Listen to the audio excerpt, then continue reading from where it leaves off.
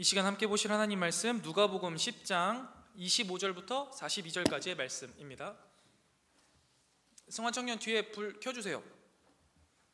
누가복음 10장 25절부터 42절까지의 말씀, 저와 여러분이 한 절씩 교독하고 마지막 절은 함께 읽도록 하겠습니다.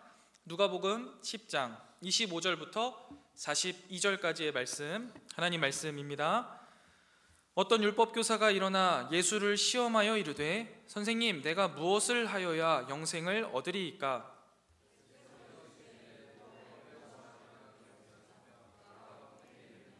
대답하여 이르되, 내 마음을 다하며 목숨을 다하며 힘을 다하며 뜻을 다하여 주 너의 하나님을 사랑하고 또한 내 이웃을 내 자신같이 사랑하라 하였나이다.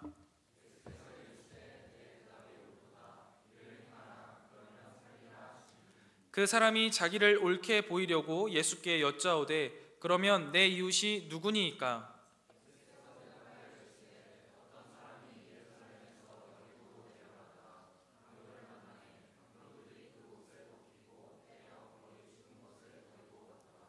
마침 한 제사장이 그 길로 내려가다가 그를 보고 피하여 지나가고,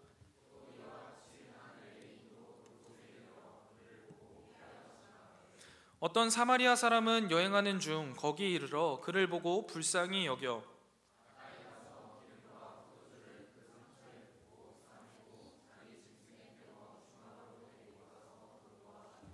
그 이튿날 그가 주막 주인에게 데나리온 2를 내어주며 이르되, 이 사람을 돌보아 주라. 비용이 더 들면 내가 돌아올 때에 갚으리라 하였으니,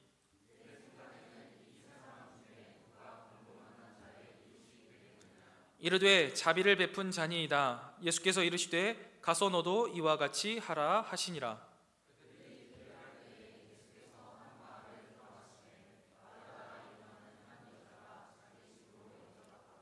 그에게 마리아라 하는 동생이 있어 주의 발치에 앉아 그의 말씀을 듣더니,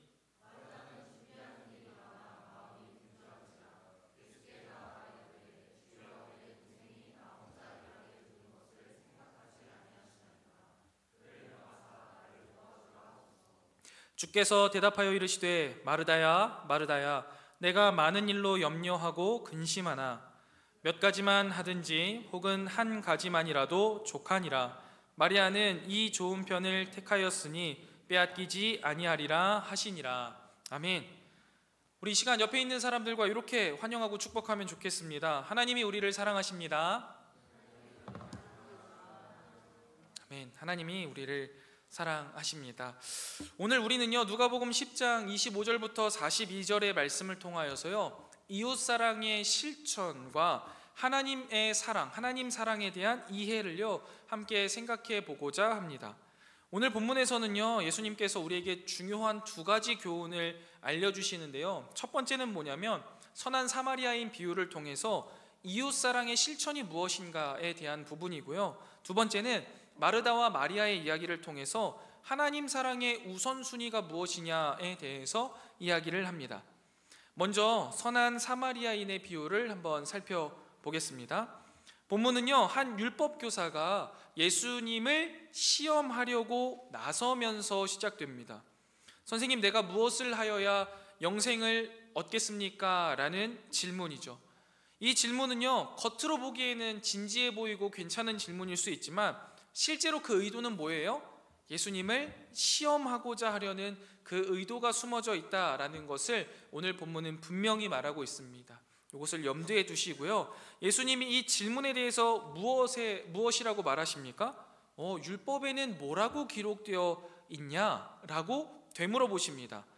그러니까 이 율법교사가 이야기하죠. 근데 이야기하는 게 아주 정답입니다. 신명기와 레위기의 말씀 2개를 딱 합쳐서 마음을 다하고 목숨을 다하고 힘을 다하고 뜻을 다하여서 하나님을 사랑하라 하셨고, 나아가 이웃을 나같이, 내 자신같이 사랑하라 라고 말씀하셨습니다 라고 말합니다. 100점짜리 답변이었던 것 같아요. 그래서 예수님이 내 대답이 옳도다, 이를 행해라, 그러면 살리라 라고 말합니다. 여러분, 이 대답에서도 예수님이 약간 숨겨놓으신 의도가 있습니다. 그러니까 행해라, 그래야 산다라는 말은 그 사람이 지금 행하고 있는 거예요? 안 행하고 있는 거예요? 안 행하고 있다라는 것을 이제 은연중에 알려주시는 겁니다. 근데 율법교사가 이 말을 잘 못 알아듣는 것 같아요. 그리고 여기서 멈추지 않고요, 또 한 가지 질문을 이어서 합니다. 그러면 내 이웃이 누굽니까? 라고 물어보는 거예요. 여러분, 이 질문은요, 왜 하는 건지를 한번 생각해 봐야 돼요. 왜 이 질문을 했을까요? 예수님이 맞다 그러고 가서 행해라 하면 네 알겠습니다 하고 가면 될 일인데, 여기에서 그러면 누가 내 이웃입니까? 라고 굳이 한 번 더 물어보는 의도, 그 의도는요, 이제 자신을 좀 더 부각해 보고 싶은 거예요. 그러니까 예수님이 그 답하신 대답에 대한 자기가 안 하고 있다, 못 하고 있다라는 생각을 전혀 하지 못하고 오히려 반대로 생각하고 있는 거예요. 그래? 그러면 답도 내가 제대로 된 답을 했고, 나는 내 나름대로 내 삶 속에서 하나님을 사랑하고 있고 이웃을 사랑하고 있으니 이제 누구인지 한번 물어보고 내가 거기까지 사랑하고 있습니다 라고 답하면 딱 끝나겠다. 그럼 예수 별거 없네, 다 내가 지켜 행할 수 있는 그런 사람이네, 이렇게 생각할 수 있는 거죠. 그러면서 온 옆에 있는 사람들한테 어느 정도 나 좀 괜찮은 사람이야, 나 그동안 신앙생활 좀 잘했어, 율법 잘 지키는 사람이야, 나 율법 교사잖아, 이런 것들을 이제 보여주고 싶은 거죠. 예수님은요, 이 질문에 감추어져 있는 그의 내면과 의도를 모르실 리가 없는 겁니다. 그래서 예수님이요, 그 질문에 대해서 직접적으로 답하지 않으세요. 그리고 선한 사마리아인의 비유를 그래서 들려주시는 겁니다. 이 비유는요, 이 당시 유대인들의 그 편견과 차별의식, 그리고 또 율법에 대한 이해를요, 정면으로 도전하는 내용을 담고 있습니다. 일단 우리가 여기 부분에서요, 중요한 신학적인 교훈을 먼저 얻고 넘어가려고 하는데요, 율법교사는 스스로가 율법을 잘 지킨다고 생각하는 거예요. 예수님께 물어봤더니 또 예수님이 물어보셨고 거기에 답을 했더니 예수님이 맞다 했으니 그래, 내가 알고 있는 게 맞구나, 그리고 나는 그대로 행하고 있구나 라고 생각하는 거죠. 그런데 여러분, 우리는 잘 알죠. 이 율법이라는 것은요, 율법을 통해서 우리가 구원에 이르를 수 없습니다. 율법을 완전히 지켜 행할 수 있는 자가 있습니까? 없습니까? 없어요. 그러니까 그는 율법의 본질을 제대로 이해하고 있지 않은 거예요. 그냥 글자로 써 있는 것을 어떻게든 지켜 행하면 그것으로 내가 구원을 받는다라고 생각하는 거죠. 그러나 그럴 수 없다라는 걸 우리가 여기서 잘 짚고 넘어가야 돼요. 율법은요, 우리가 스스로 구원받을 수 없음을 깨닫게 하는 역할을 하는 거지, 내가 잘 지키는 체크리스트가 돼서 이 체크리스트를 다 완수하면 구원받는다라는 의미가 아니라고요. 그래서 내가 결국에는 율법을 지킬 수 없구나, 그래서 내 삶에 필요한 게 은혜이구나, 예수 그리스도구나 라는 것을 깨닫게 하는 그 인도하는 역할을 하는 게 율법이다 라는 것을 짚고 넘어가야 돼요. 예수님께서는 이러한 율법의 요구를 완벽하게 지킬 수 있는 자가 없다라는 것을 드러내시면서 결국에 영생은 하나님의 은혜로만 얻을 수 있음을 가르쳐주고 싶으신 거예요. 누구에게요? 이 율법 교사에게도요. 그래서 이 예화를 드시는 거예요. 이러한 관점을 가지고 예화를 한번 보겠습니다. 한 사람이요, 예루살렘에서 여리고로 이제 내려가는 거예요. 내려가던 중에 강도를 만나서 거반 죽을 위기에 처했습니다. 그래서 막 강도를 당해서 두들겨 맞고 다 뺏기고 막 옷도 다 훔쳐갔던 거예요. 빨가벗겨서 거의 숨만 꼴딱꼴딱 넘어가는 상태로 이제 방치가 된 거죠. 예루살렘에서 여리고로 내려가는 길은요, 약 한 30km 정도 된대요. 그리고 은은한 내리막길이라고 합니다. 그리고 사막과 바위들이 많아서 강도들이 늘 많았다고 합니다. 은폐하기가 용이하고 사람들이 이제 지나가면 탁 잡아다가 다 뺏어가지고 탈탈 털어버리고 보내는 거죠. 그리고 이 길은 그렇게 위험한 길임에도 불구하고 성전에서 직무를 맡고 있는 제사장, 레위인 이런 사람들이 다 이제 예루살렘에 거주할 수가 없었거든요. 좁으니까. 그래서 거주하는 게 이 여리고성 지역이었어요. 그러니까 쉽게 말하면 서울과 수도권 같은 느낌인 거예요. 그러니까 살 수밖에 없는 거죠. 그래서 결국에는 자주 왕래할 수밖에 없는 길인 거죠. 강도를 당할 수 있음에도 불구하고요. 그런데 이런 이제 컨셉을 가지고 있는 이 길을 다니다가 강도를 당했는데, 예수님께서 이 강도 만난 사람의 정체를요, 굉장히 모호하게 묘사하고 계시는 거예요. 강도를 만났는데 이 사람이 유대인인지 아니면 사마리아인인지 이방인인지를 일단 이야기를 안 하시죠. 그리고 이 사람이 강도를 당해서 무슨 일까지 당했어요? 옷까지 싹 벗겨졌으니까 그의 신분을 전혀 알 수가 없는 겁니다. 사람들이 이렇게 딱 보면 이게 어느 지역 사람인지 누군지를 알 수가 없는 거예요. 정체가 뭔지를 전혀 모르는 거죠. 신분, 출신, 직업 이런 정보들이 다 제거가 된 상태로 그 강도당한 사람을 등장시키는 거예요. 그리고 죽음의 문턱에 숨이 꼴딱꼴딱 넘어가고 누구든지 빨리 그를 도와야 한다라는 상황을 전제하시는 거죠. 그런 상황 속에서 제일 먼저 지나가는 사람이 누구예요? 제사장입니다. 제사장이 이제 예루살렘에서 아마 제사장 직무를 마치고 내려가던 참이었겠죠. 그렇게 딱 봤는데 강도를 당해서 숨이 꼴딱꼴딱 넘어가는 사람인지 죽었는지 모를 정도로 이렇게 막 거의 거반 죽은 사람이 이렇게 있는 겁니다. 그러니까 이 제사장이 어떻게 합니까? 쓱 그냥 피해서 지나가 버려요. 다음으로 레위인이 지나가는데 제사장처럼 똑같이 행동합니다. 아마 두 사람 다 예루살렘 성전에서 제사장을 도와서 어떤 성전 직무를 마치고 내려가던 중이었던 것으로 생각돼요.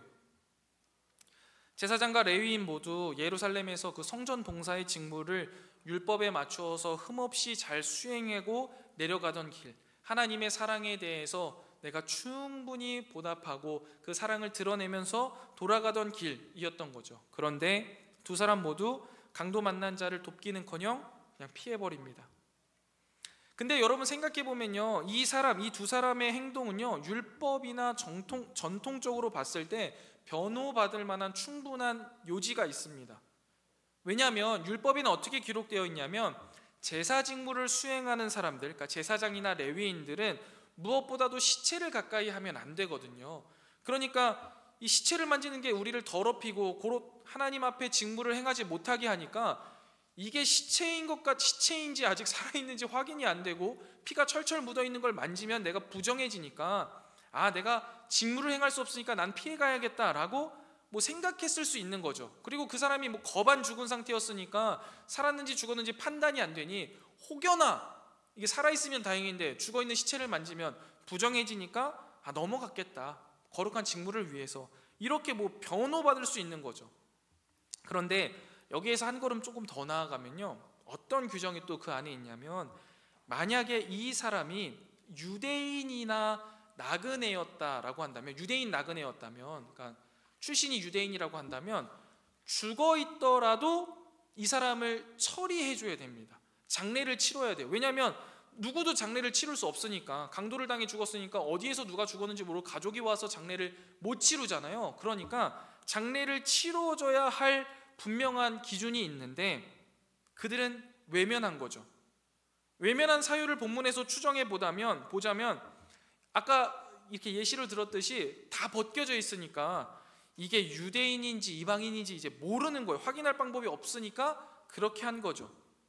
만약에 유대인이라는 것이 확실했다면 제사장이나 레위인이 그냥 지나쳤을 리는 없습니다. 왜냐하면 동족이자 사랑해야 하는 이웃이라고 생각했기 때문이겠죠.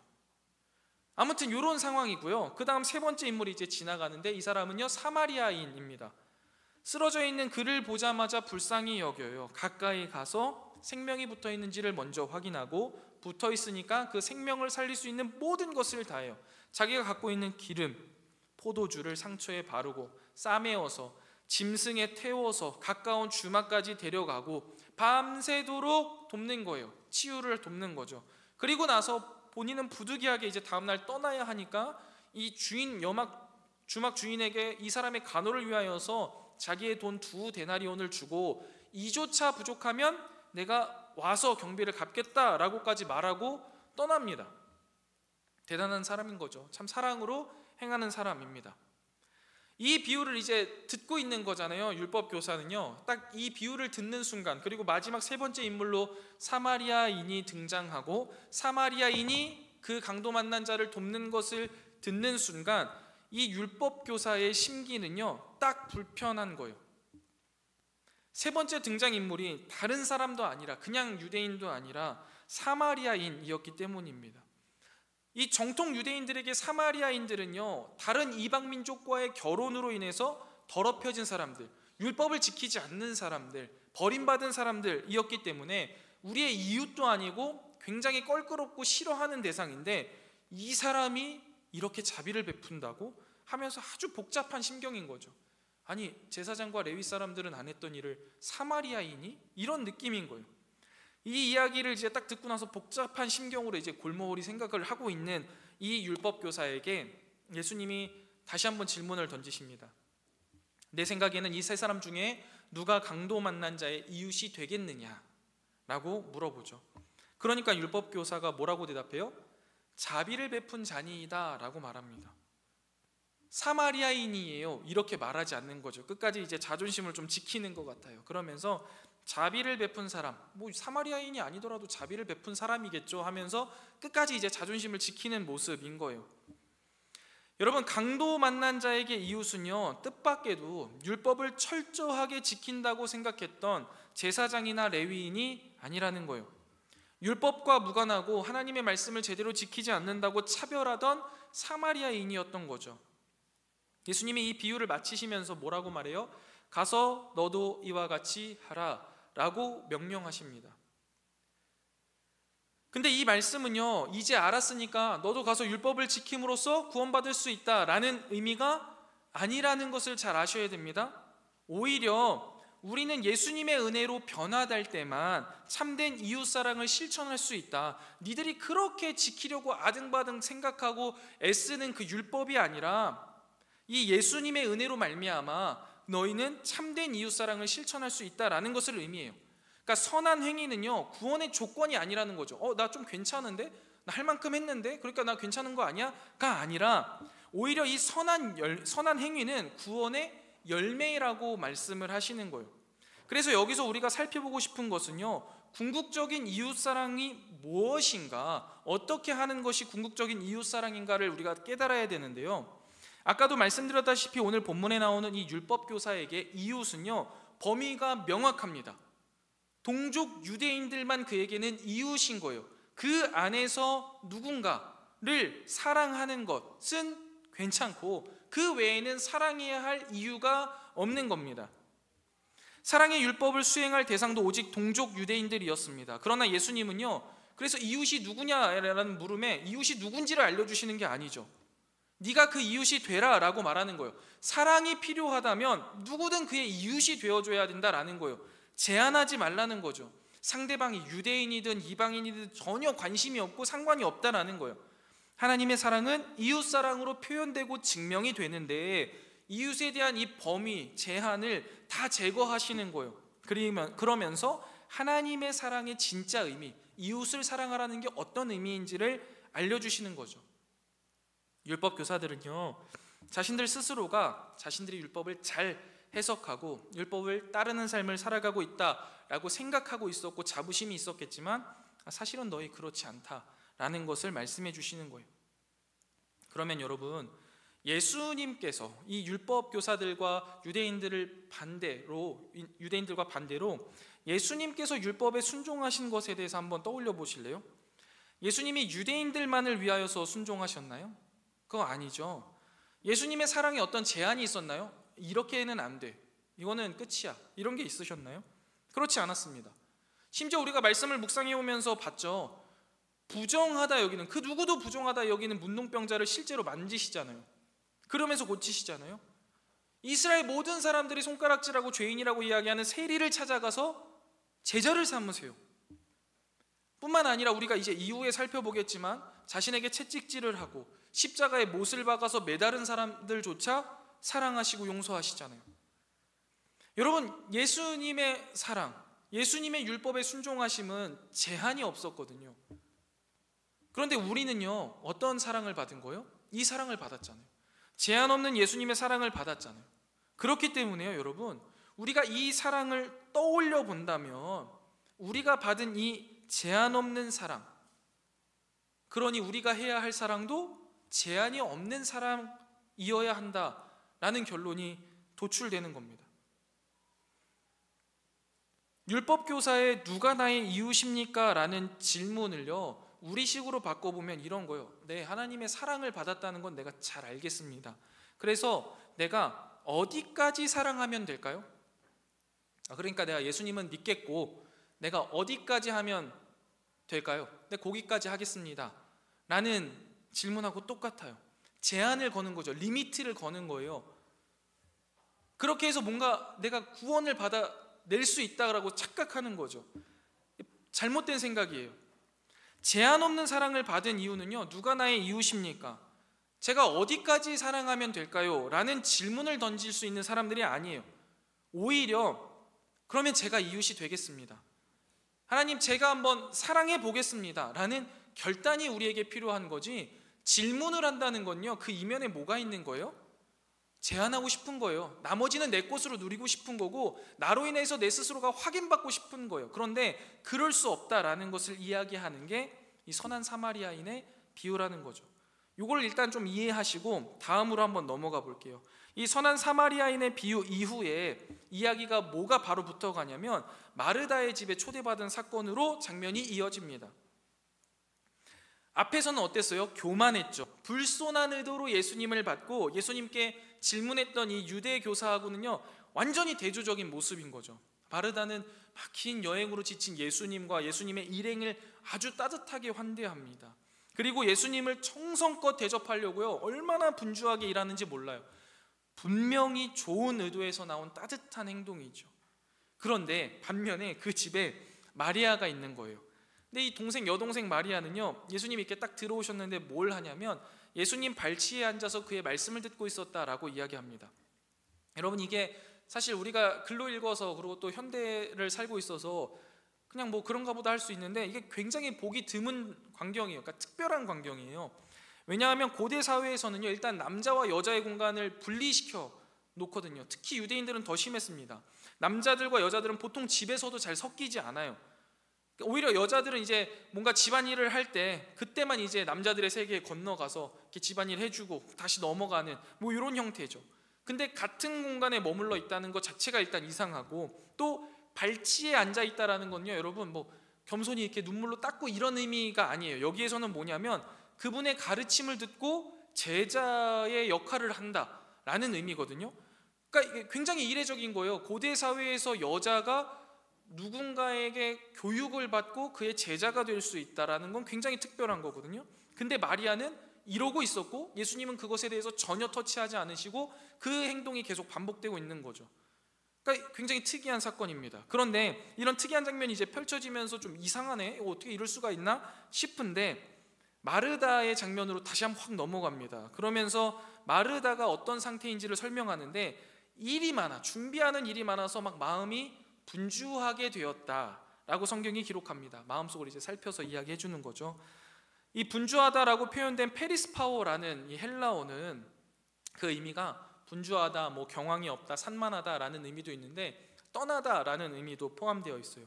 그래서 마르다가 이게 준비하는 일이 너무 많아서 그 마음이 분주하고 경황이 없고 산만해져서 떠나게 되었다라는 것을 의미하는데, 뭐에서 떠났냐라는 것을 우리가 좀 살펴보면 의미가 있는데요. 처음에 마르다는 어떤 마음으로 시작한 거예요? 예수님을 사랑하는 마음으로 시작한 거죠.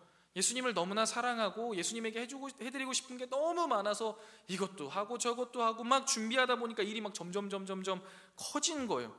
그래서 분명히 예수님을 사랑하는 마음에서 시작했는데 그 마음의 사랑은 떠나고 분주함만 남은 거죠. 그래서 사랑이 마음에서 떠나자 불평과 불만이 생기기 시작한 겁니다.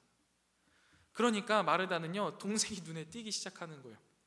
자신을 돕지 않는 것에 대해서 예수님께 막 불평을 합니다. 그러면서 그녀의 말을 보면요, 은연중에 아까 그 율법교사하고 비슷한 모습이 있어요. 그게 뭐냐면 자신을 이제 좀 높이고 싶은 거예요. 확인받고 싶은 거예요. 그게 뭐예요? 동생 마리아하고 이제 비교를 하는 거죠. 지금 저는 이렇게 분주한데 쟤 좀 보세요. 그러니까 나는 낫고 쟤는 뭔가 잘못하고 있다, 이런 거죠. 그러면서 예수님의 지지를 확보하려고 해요. 그리고 나서 마르다는 실제로 입으로는 주라고 고백하지만 말을 보면요, 예수님을 주인으로 삼는 것처럼 전혀 보이지 않습니다. 40절 말씀을 보세요. 이게 마르다가 선생인지 예수님이 선생인지 구분이 안 됩니다. 보세요, 주님, 이거 잘못된 거 아닙니까? 빨리 말씀하세요. 저기 집에 지금 와서 일해야 된다고요. 이야기를 하는 거죠. 그러니까 이거는 사실 말로만 선생님 혹은 주인님 이렇게 이야기하지만 주인에게 명령하는 종이 어디 있냐고요. 그러니까 자기 마음속에는 이미 자기 스스로가 주인이 되어 있는 거예요. 그걸 물론 뭐 알고 있었는지 뭐 의미를 담았는지 모르겠어요. 그러나 그렇게 명령을 내리고 있는 거죠. 이 모습을 통해서 뭘 볼 수 있는 거예요? 사랑의 마음에서 떠나니까 불평과 불만이 생겨요. 그리고 예수님께 배우겠다라는 마음이 있었지만 배우는 것이 아니라 오히려 자신의 생각과 방법을 예수님에게 강요하는 거죠. 예수님, 지금 이렇게 내가 주님을 베푸는 게, 주님께 뭔가 대접하는 게 맞는 거잖아요. 이렇게 해야 되는 거잖아요. 맞죠? 그러니까 쟤도 와서 빨리 도와주게 하세요. 주님, 그게 맞는 거잖아요 라고 이야기하면서 자신의 생각과 방법을 예수님에게 강요하고 가르치는 거예요. 그리고 자신의 계획 안에서 예수님을 섬기고자 하는 거죠.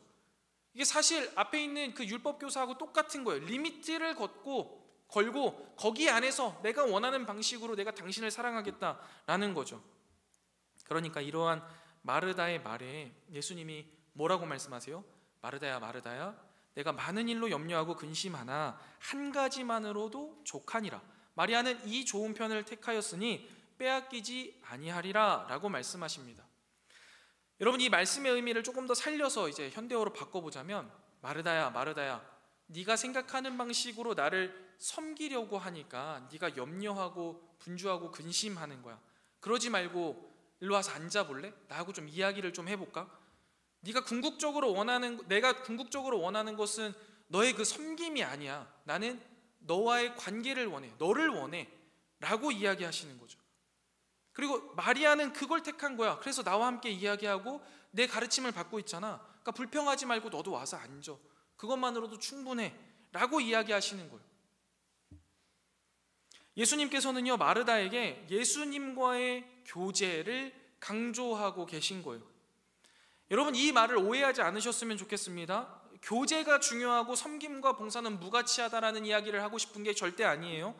우리에게 사랑의 올바른 순서를 가르쳐주고 계시는 거예요. 하나님이 원하시는 섬김이 도대체 어떻게 나올 수 있는지를 보여주시는 거예요. 예수님의 사랑 안에 거할 때 우리는 바르게 사랑할 수 있다라는 거예요.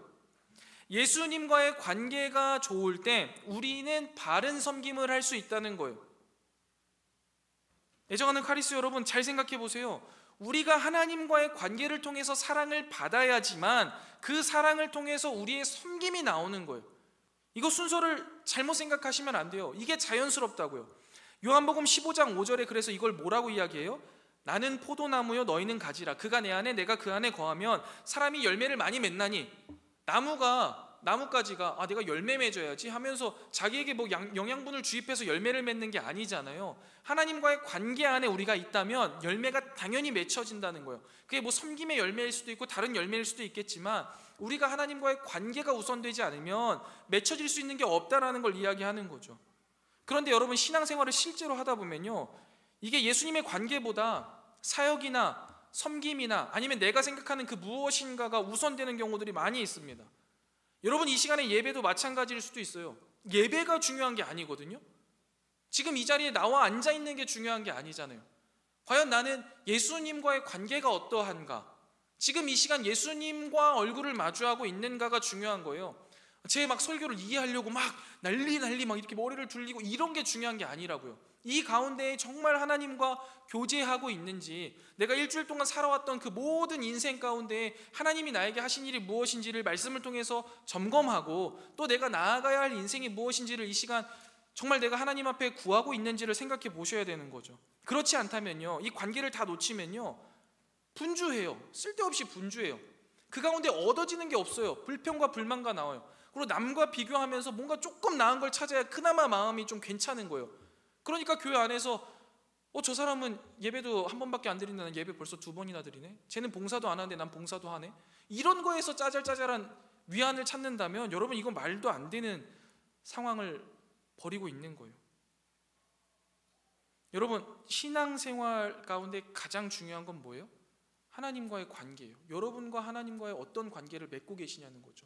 지금 여러분은 예수님 앞에 앉아 계십니까? 그리고 그 예수님이 사랑이 너무나 내 안에 충만해서 그래, 그럼 이제 내가 주님께 이것도 드리고 저것도 드려야지 하면서 준비하고 또 내어드리고 있냐고요. 아니면 그저 뭔가를 해야 된다는 생각에 관계는 다 놓치고 내 방식과 내 뜻대로 이렇게 하면 되겠지라고 생각하면서 다른 사람에게도 강요할 뿐만 아니라 하나님에게도 강요하면서 주님, 내가 이 정도까지 했는데 도대체 나한테 왜 이러시는 거예요? 내가 예배도 나오고 내가 헌금도 드리고 내가 봉사도 하고 다 했는데 도대체 나에게 왜 이러시는 거예요? 라고 말하면서 뭔가를 하나님 앞에 강요하고 불평하고 불만하고 계시다면 여러분, 이거는 마르다의 모습과 같은 거고 우리의 신앙이 제대로 이해되지 않은 거죠. 이 문제가 심각해지면 어떻게 되는 거예요? 주님을 원망하고 떠나는 지경에까지 이르게 되는 겁니다. 그래서 순서가 중요해요. 저는 오늘 본문 말씀을 통해서 단순히 말씀을 듣는 것이 섬김보다 중요하다라는 것을 이야기하고 싶은 게 아닙니다. 순서가 있다는 거예요. 우리가 믿고 따르는 개혁주의 신앙에서는요, 오직 은혜를 강조하잖아요. 우리가 하나님의 은혜로 말미암아 은혜를 받아서 하나님의 말씀을 듣고 그 말씀으로 말미암아 살아갈 수 있는 힘과 용기를 얻죠. 그리고 살아내야 된다라고 가르치는 거예요, 성경은. 즉 하나님의 은혜를 받은 자가 하나님의 사랑을 실천할 수 있다라고 말을 하는데, 이게 바른 신앙의 순서라고 말을 하는데 우리는 자꾸만 이것을 오해하거나 곡해하는 거죠. 말씀을 듣는 것과 섬김은 뭔가 대립되는 개념이 아닌데도 불구하고 우리는 그걸 자꾸 대립되는 개념으로 생각해요. 은혜 아래서 균형을 이루어야 한다는 것을 말씀드리는 거예요. 우리가 말씀을 들었어요. 그래가지고 그 안에 은혜가 가득합니다. 하나님의 사랑이 가득해요. 그래서 사역을 열심히 합니다. 근데 또 사역을 하다 보면은요, 그 사랑이 이렇게 쭉쭉쭉 빠질 때가 있잖아요. 그러면 다시 한번 말씀 앞에 가는 거예요. 그리고 그 안에서 또 사랑을 받는 거예요. 그리고 나서 또 사역을 하는 거예요. 그렇게 균형을 이루면서 나아가야 돼요. 은혜 가운데 사랑해야 되는 거죠. 말씀을 한번 천천히 한번 정리해 보겠습니다. 저는 오늘 말씀을 통해서 두 가지 교훈이자 한 가지 중요한 교훈을 우리가 배웠으면 좋겠어요. 첫 번째는 뭐냐면 사랑에 제한을 걸지 말라는 거예요. 내 생각과 내 방식으로 사랑하지 말자는 거예요. 누구를 사랑할까? 어디까지 사랑해야 될까를 이야기하고 싶지 않다는 거예요. 그걸 질문하는 건 뭐예요? 내 마음속에 뭔가 은연중에 제한을 걸고 내 마음대로 하고 싶은 게 있는 거예요. 그러나 잘못된 거예요. 우리가 해야 될 건 뭐예요? 결단입니다. 내가 이웃이 되겠습니다. 제가 사랑하겠습니다. 라는 결단으로 나아갈 수 있는 우리가 되었으면 좋겠다는 거예요. 신앙생활하면서 어디까지 해야 되냐고 묻지 마세요. 그걸 뭘 자꾸 물어봐요. 하시면 돼요. 받은 사랑만큼만 하시면 돼요. 내가 느껴지고 누려지는 사랑만큼 당연히 하게 될 거니까요. 그거 걱정하지 마세요. 두 번째, 제가 사랑하겠습니다라는 결단의 방식이요, 내 방식대로 내 힘으로 사랑하겠습니다에 머무르면 안 된다는 거예요. 우리가 사랑에 실패하는 여러 가지 이유 중에 좀 중요한 것은요, 이 사랑이 뭔지, 우리가 어떻게 할 수 있는 건지를 놓치기 때문이에요. 내 방식대로 내 생각대로 사랑하면 될 거야 라고 생각하기 때문이에요. 그런데 여러분, 우리가 해야 할 사랑은요, 예수님과의 관계 속에서 예수님이 내게 주시는 사랑으로 사랑해야 되는 거예요. 예수님이 우리에게 원하시는 것은 내 방식의 사랑이 아니라고요. 아무리 분주할지라도요, 내가 생각하기에 아무리 좋아 보일지라도 그 방식이 아니에요. 내 사랑이 아니에요. 예수님과의 깊은 교제 안에서 그 예수님이 주신 사랑으로 사랑하는 것을 원하시는 거죠. 여러분, 우리는 종종 이 두 가지 면에서 부족한 모습을 보여요. 자꾸만 사랑을 이제 제한해요. 리미트를 이제 겁니다. 여기까지만 하면 돼. 아니면 내 방식대로 내 힘으로 사랑하려고 해요. 그런데 이러한 문제들의 근본적인 원인은 뭐예요? 내가 해야 한다라는 말을 생각하는 거예요. 우리가 사랑해야 한다는 말을 내가 뭔가 내 안에 있는 것으로 해야 된다라고 착각하고 있기 때문이에요. 오해하기 때문이에요. 그런데 오늘 말씀은 뭐라고 말하는 거라고요? 나와의 교제 안에, 하나님과의 교제 안에서 하나님의 사랑으로 사랑해라 라고 말하는 거라고요. 마르다야, 마르다야, 이리 와서 일단 앉아봐라. 나하고 같이 이야기하자. 나하고 교제하자 라는 거라고요. 우리의 힘으로 사랑하는 게 아니에요. 우리가 사랑이 없음을 늘 고백하잖아요. 맞아요. 우리는 사랑이 없어요. 그러니까 그 사랑을 어떻게 해야 돼요? 주님 앞에 나아가서 받으면 되는 거예요. 그리고 그 주님은 늘 우리에게 주고 계세요. 그러니까 그 사랑으로 우리가 사랑하는 거죠. 그러니까 사랑을 한다라는 표현이 우리의 입 가운데 나오지만 사실 그 의미는 뭐예요? 주님께서 우리에게 주신 사랑이 흘러가는 거예요. 이 개념을 잘 이해하고 계셔야 돼요. 그래서 내가 지금 사랑할 수 있다면 그건 뭐예요? 아, 주님이 나에게 주신 사랑이 잘 흘러가고 있구나. 내가 대단한 게 아니구나. 이제 내가 누구를 위해서 가야 될까요가 아니구나. 하나님이 내게 주신 사랑이 잘 흘러가고 있구나 라는 것을 생각할 수 있는 거죠. 하나님의 사랑을 경험하고 그 사랑을 통해 이웃 사랑을 실천하는 것, 이게 참된 복음의 사랑이죠. 복음적인 사랑이에요. 그리고 개혁주의 신앙의 본질입니다. 애정하는 카리스 여러분, 그렇기 때문에 우리가 이 시간 우리를 사랑하는 예수님만 바라봤으면 좋겠습니다. 뭐 사역의 현장이라든지 아니면 여러분이 살아내고 있는 그 싸움의 현장이라든지 이곳이 아니에요. 예수님을 바라보세요. 그리고 그 교제 안에, 친밀한 사랑 안에 거하시길 바랍니다. 그리고 그 예수님과 더욱 친밀해지고 가까워질수록 동시에 어떻게 돼요? 우리 주변에 있는 모든 사람들을 향해 그 사랑이 흘러가게 될 겁니다. 제한 없는 사랑이 실천되는 거죠. 우리의 의지나 힘이 아니라 하나님의 사랑, 하나님의 은혜가 우리를 변화시키실 거예요. 그렇기 때문에 우리 이 시간 우리 모두에게 하나님의 사랑을 바라볼 수 있는 믿음을 달라라고 기도하고, 그 예수님의 사랑으로 이번 한 주도 또 우리의 삶도 하나님의 사랑을 실천하는 저와 여러분들 다 되시기를 주님의 이름으로 축원드립니다.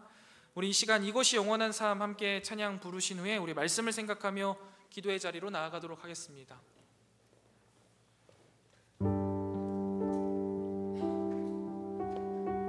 방송실은 조명 바꿔주시고요. 지원청년 뒤에 불 한 번만 꺼주실래요? 영원한 사귐에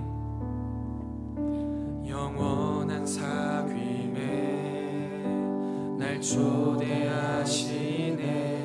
주님을 누리며 사는 것,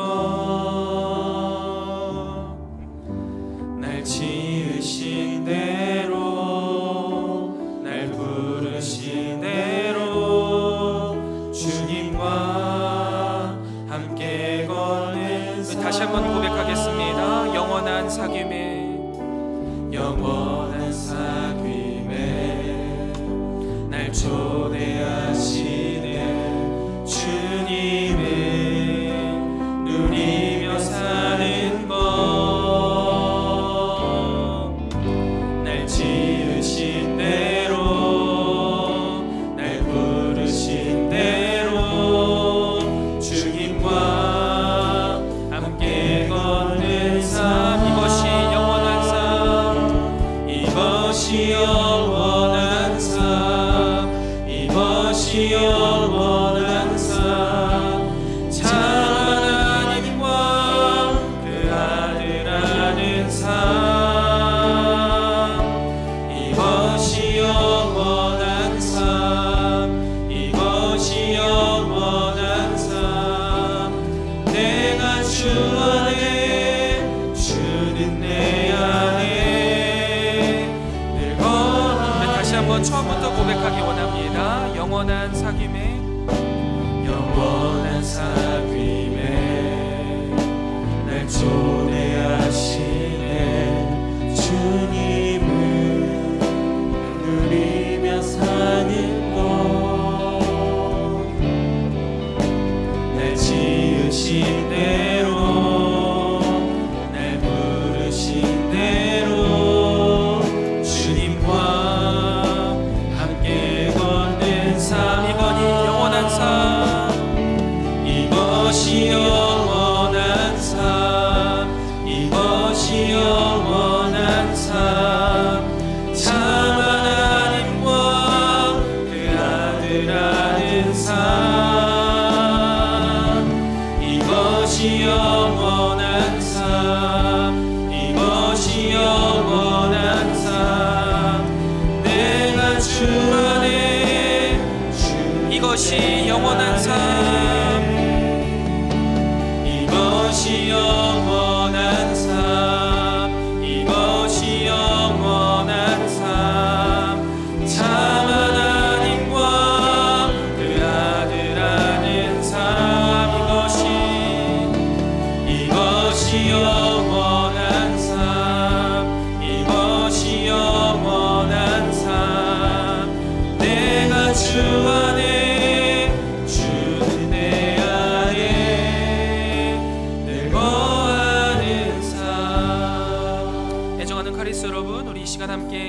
자리로 나아가기 원하는데요, 주님, 우리가 영원한 사귐에 초대하시는 그 하나님의 부르심에 우리가 아멘으로 응답하며 주님 앞에 나아가기 원합니다.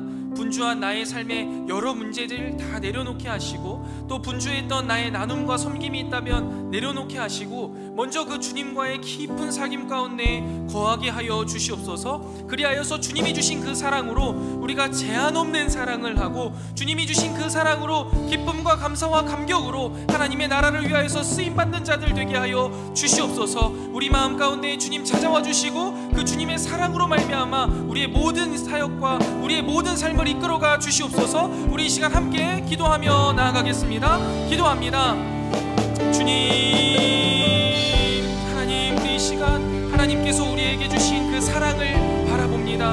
영원한 사귐에 우리를 초대해 주셨고, 주님 예수 그리스도께서 우리를 위하여서 이 땅 가운데 내려오셔서 십자가에 달려 돌아가시면서까지 우리를 사랑하여 주신 그 사랑을 바라봅니다. 하나님, 그 사랑을 바라볼 때 내 안에 그 사랑이 차고 흘러 넘쳐 내가 더 이상 제한하지 않고 내가 주님 앞에 기쁨과 감사로 사랑할 수 있음을 우리가 말씀을 통해서 다시 한번 깨닫게 하시니 주님 진실로 감사합니다. 아버지 하나님, 이 사랑으로 말미암아 우리가 사랑을 제한하지 않기를 원합니다. 누구를 사랑해야 됩니까? 어디까지 사랑해야 됩니까? 내가 주님 앞에 무엇을 해야 될까요? 이런 질문이 아니라, 주님, 내가 이 세상 가운데 작은 예수로 살아가겠습니다. 주님이 나를 사랑하신 것처럼 끝까지 사랑해 보겠습니다 라는 결단으로 나아갈 수 있는 우리 사랑하는 카리스들 될 수 있도록 주님 인도하여 주시옵소서. 또한 주님, 이 결단과 각오를 가지고 나아갈 때 주님, 내가 사랑한다 고백하지만 결국 하나님이 하시는 것임을, 그 사랑 안에 우리가 충만히 거할 때 이 사랑이 가능하다는 것을 우리가 놓치지 않게 하여 주시옵소서. 그래서 우리가 사랑에 실패하는 이유는 내 사랑으로 사랑하려고 하기 때문임을 우리가 다시 한번 깨닫고, 더 이상 내 안에 있는 그 없는 사랑으로 살아가는 것이 아니라 예수 그리스도께서 우리를 사랑하신 그 영원하고 무한하신 사랑으로 사랑하는 우리가 될 수 있도록 주님 인도하여 주시옵소서. 그 일들을 위하여서 우리가 더욱더 주님과의 관계에 집중하며 나아가기 원합니다. 주님, 우리가 그저 형식적인 예배, 형식적인 말씀 묵상, 형식적인 기도에 머무르지 않게 하여 주시옵소서. 주님 앞에 거하며 주님이 주시는 그 사랑을 바라보며 기뻐하고 만족하고, 그 가운데 충만한 사랑으로 말미암아 그 사랑이 흘러 넘쳐 우리의 삶 속에 주님의 사랑이 드러나게 하시고, 그로 말미암아 하나님의 나라가 귀하게 이루어지는 우리 카리스 청년들 되게 하시고 그들의 삶이 되게 하여 주시옵소서. 그로 말미암아 주님, 하나님의 사랑을 경험하고 그 사랑을 통해 이웃을 사랑하며 참된 복음주의적 삶을 살아가는 우리 카리스들 되게 하여 주시고, 그들을 통해 하나님의 나라를 이루어 주시옵소서. 우리가 주님을 바라보기 원합니다. 주님 함께하여 주시고 인도하여 주시옵소서.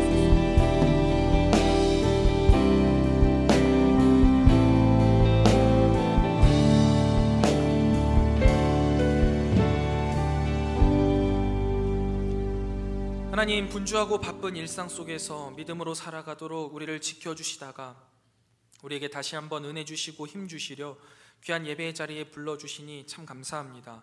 오늘 우리에게 주신 말씀이 우리의 이성 가운데 잘 정리되게 하시고, 우리 마음속 깊숙한 곳에 심겨지게 하시며 우리의 삶 가운데 아름답게 피어나게 하여 주셔서 우리의 삶이 하나님의 편지요 향기로 쓰임받게 하여 주시옵소서. 하나님, 특별히 이 시간 우리가 하나님의 사랑에 대해서 간절히 바라보기 원합니다. 우리를 영원한 사귐에 초대해 주시고 그분의 사랑으로 덮어주시고 충만하게 하신 그 사랑을 바라봐서 우리가 더 이상 사랑을 제한하지 않고, 하나님, 제가 이 세상을 품어가겠습니다, 작은 예수로 사랑하겠습니다 라는 결단이 있게 하여 주시옵소서. 뿐만 아니라 제가 사랑하겠습니다 라는 이 결단이 내 방식과 내 힘이나 내 능력이 아니라 하나님이 주시는 그 사랑 안에서 내가 순종할 수 있다라는 사실 잘 기억하게 하시고, 우리의 삶을 통하여서 하나님의 사랑이 이 세상 가운데 잘 흘러가게 하여 주시옵소서. 이제는 우리 구주 예수 그리스도의 은혜와 하나님 아버지의 무한하신 사랑하심과 성령 하나님의 진리로 인도하시는 은혜의 크신 역사가, 예수 그리스도께서 우리에게 주신 사랑을 기억하고 영원한 사귐으로 초대해 주신 그 하나님의 초대에 기쁨으로 반응하며 주님이 주신 사랑으로 제한 없는 사랑을 끝까지 감당하리라 잔잔히 다짐하고 돌아가는 사랑하는 모든 주의 백성들 머리 위에 이제로부터 영원토록 함께 있을지어다. 아멘.